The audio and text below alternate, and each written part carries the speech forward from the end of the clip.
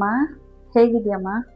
ಅಮ್ಮ, ಇವತ್ತು fathers day ಅಲ್ಲ, ಹಾಗಾಗಿ ಅಪ್ಪನ ಹತ್ರ ಮಾತಾಡೋಣ ಅಂತ ಫೋನ್ ಮಾಡಿದೆ.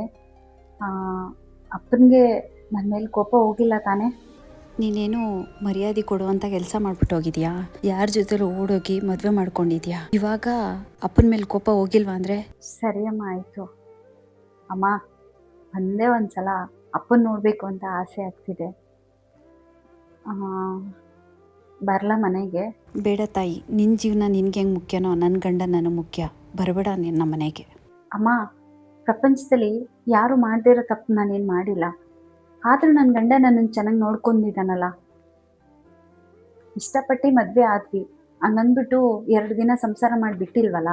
ಚೆನ್ನಾಗೇ ಇದ್ದೀವಲ್ಲಮ್ಮ. ಎಷ್ಟು ಚೆನ್ನಾಗಿ ನನ್ನನ್ನು ನೋಡ್ಕೊತಿದ್ದಾರೆ. ಅಪ್ಪಂಗೆ ಅದಾದರೂ ಬೇಡವಾ? ಅವ್ರು ಹುಡುಕಿ ನೋಡಿದ್ರು ನನಗೆ ಇಂಥ ಹುಡುಗ ಸಿಗ್ತಾ ಇದ್ನಾ? ಸರಿ ಅಮ್ಮ, ಆಯಿತು. ಅಮ್ಮ ಪ್ಲೀಸ್ ಅಮ್ಮ, ವಿಡಿಯೋ ಕಾಲ್ ಆದರೂ ಮಾಡಿ ತೋರಿಸ್ತೀಯಾ? ನಿಮ್ಮಪ್ಪ ಬಂದರು ಅನ್ಸುತ್ತೆ, ಫೋನ್ ಮಾಡೋಕ್ಕೆ ಹೋಗ್ಬೇಡ. ಸರಿ ಬಿಡಮ್ಮ. ಇಡು ಫೋನ್.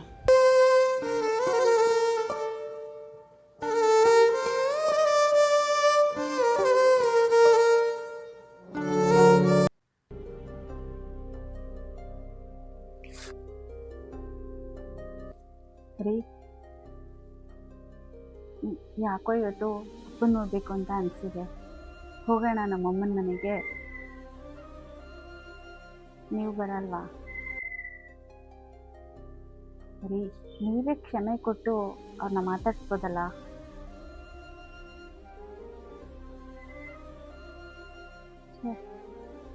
ನಮ್ಮಪ್ಪ ಯಾಕೆ ಕೋಪ ಮಾಡ್ಕೊಂಡಿದ್ದಾರೆ ಅಂದರೆ, ಚಿಕ್ಕ ವಯಸ್ಸಿಂದ ಕಷ್ಟಪಟ್ಟು ಸಾಕಿದ್ರು. ಅವರು ಇಷ್ಟದಂತೆ ನಾನು ಮದುವೆ ಮಾಡ್ಕೊಂಡಿಲ್ಲ ಅಂತ ನನ್ನ ಮೇಲೆ ಇಷ್ಟು ಕೋಪ ಮಾಡ್ಕೊಂಡಿದ್ದಾರೆ.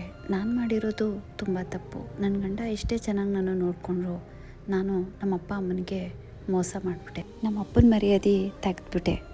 ನಮ್ಮಪ್ಪ ಎಷ್ಟು ಚೆನ್ನಾಗಿ 4 ಜನಕ್ಕೆ ನ್ಯಾಯ ಪಂಚಾಯಿತಿ ಮಾಡ್ತಿದ್ರು. ಆದರೆ ಇವತ್ತು ನಾನು ಮಾಡಿರೋ ದೊಡ್ಡ ಕೆಲಸಕ್ಕೆ ಪಾಪ ನಮ್ಮಪ್ಪ ಮನೆಯಿಂದ ಆಚೆನೇ ಬರ್ತಿಲ್ಲ.